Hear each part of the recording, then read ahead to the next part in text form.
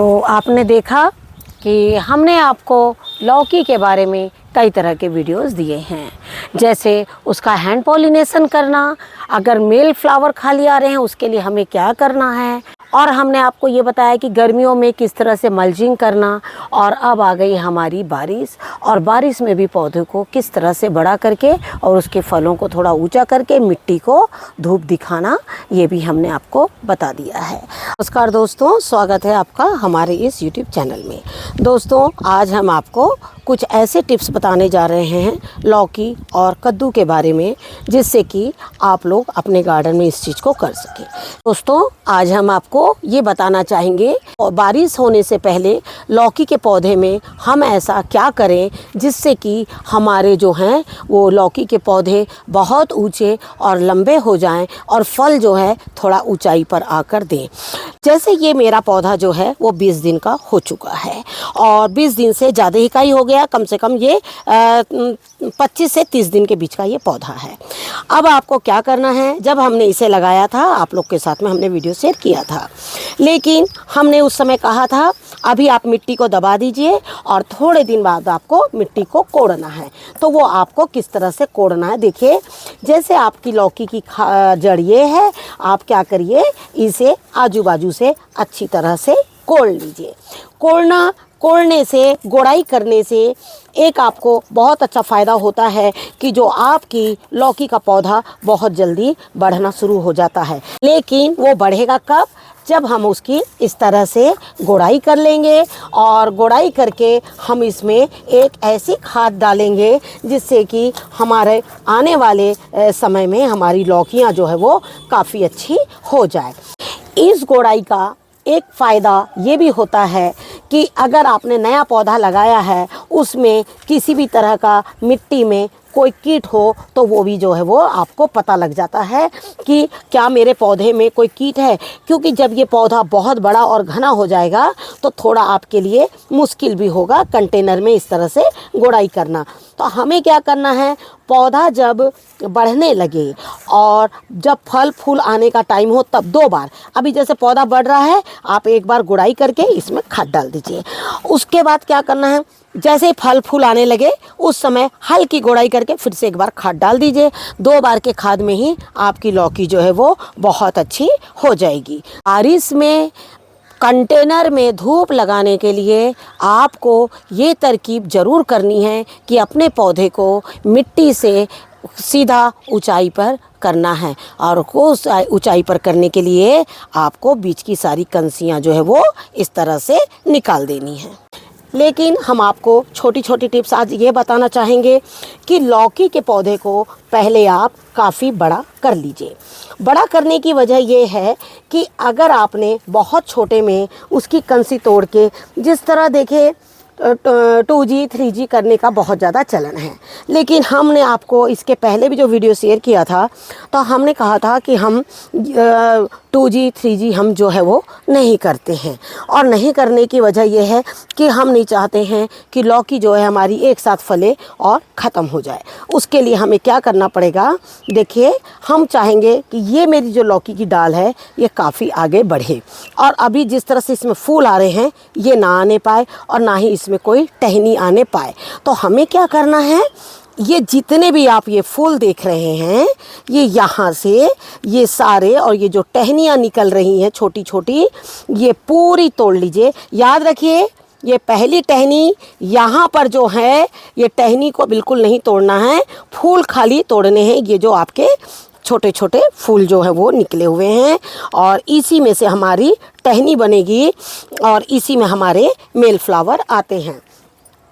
तो हमें क्या करना है, ये देखिए काफ़ी बड़ी मेरी ये टहनी होते जा रही है, और ये देखिए यहाँ से दूसरी टहनी निकल रही है। अगर ये टहनी निकलेगी तो पौधा जो है वो नीचे घना हो जाएगा। अब आगे आने वाले समय में जो है वो बारिश का मौसम आने वाला है। अगर हमने इनको नहीं तोड़ा यहाँ से तो क्या होगा, ये लौकी हमारी नीचे ही घनी हो जाएगी। और जब नीचे घनी हो जाएगी तो बारिश के दिनों में बहुत ज़्यादा जो है वो घना हो जाने से टेरेस में एक भीड़ सी हो जाती है, क्योंकि पौधे जो हैं वो बहुत तेज़ी से बढ़ते हैं। तो इस तरह से आप क्या करिए, कम से कम 5 फुट तक के इस पौधे को बिल्कुल बढ़ने दें, इसी तरह से लंबा। उसके बाद में आप जो है देखिए कि जिस तरह से हमने आपको बताया है कि मेल फीमेल आने के बाद में आपको क्या करना है, तो उसी तरीके से आप इसको करिएगा। देखिए आप अभी हमारे यहाँ पर कोई भी जो है वो डाल नहीं है, ये देखिए इस तरह से। और एक चीज़ हम ये बताना चाहेंगे, लौकी जो है वो छोटी लॉबी में होना तो थोड़ा मुश्किल है, कई बार वो टेरेस में ही होगी। इसीलिए हम कोशिश यही करेंगे कि आपको जो खाद बताएं वो प्योर गोबर और खली की खाद बताएं, और वो कितने दिन, मानसून आने के कितने दिन पहले आपको डाल देना है वो भी बताएंगे। तो चलिए अब हम आपको इसमें कौन सी खाद डालनी है और मिट्टी कितनी गीली रहनी चाहिए जब आप खाद डालेंगे।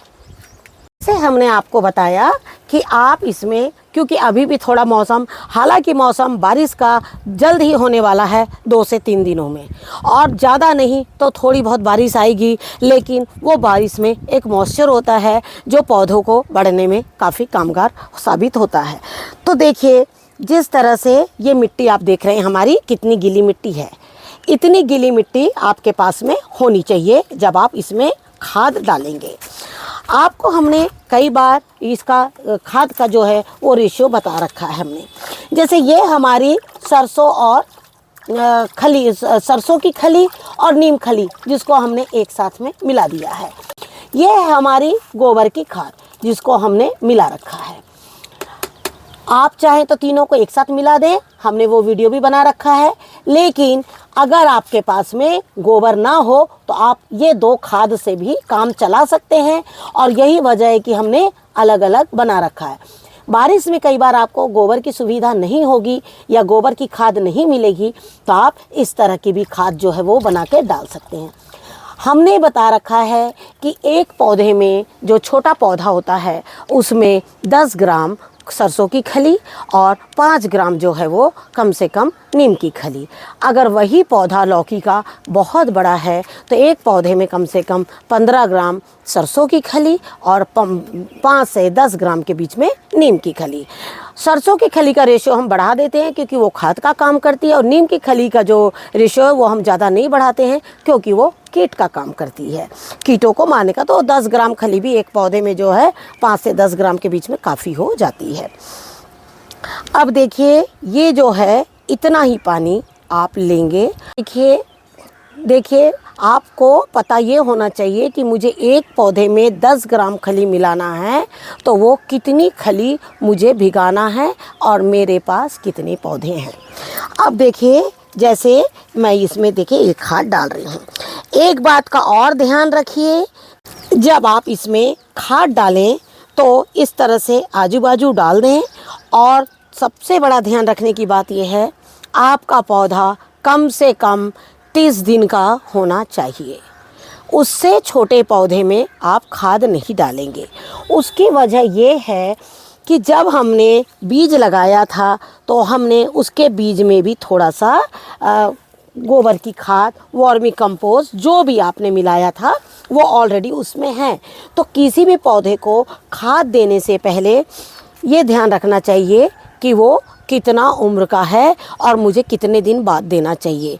एक खाद को देने का अंतराल कम से कम 21 दिन का होता है। तो हम छोटे पौधे को जब लेते हैं तो 7 दिन उसके सीड्स के, जो सीड ग्रो होता है जिसका जर्मिनेशन होता है वो 7 दिन अलग हटा दीजिए। उसके बाद से आप 20-21 दिन ले लीजिए, यानी कि आपके हो गए कम से कम 30 दिन। तो इस तरह से पौधा जब 1 महीने का हो जाए उसके बाद ही उसमें खाद को डालिए। खाद को कभी भी जड़ के आजू बाजू किनारे से आपको देना चाहिए। गोबर की खाद की हम क्वांटिटी आपको नहीं बताते हैं क्योंकि गोबर की खाद कम से कम 1 गिलास पानी हो गोबर का गाढ़ा पल्प तो भी आपके एक लौकी के पौधे में काफ़ी है। लेकिन गोबर की खाद आपकी सड़ी और पुरानी होनी चाहिए। खली आपकी 3 दिन भीगी हुई होनी चाहिए। और आपका जो नीम खली है की खली को आपको 3 दिन भिगाने की ज़रूरत जो है वो नहीं है। आप उसी वक्त भिगा सकते हैं और पौधों में डाल सकते हैं।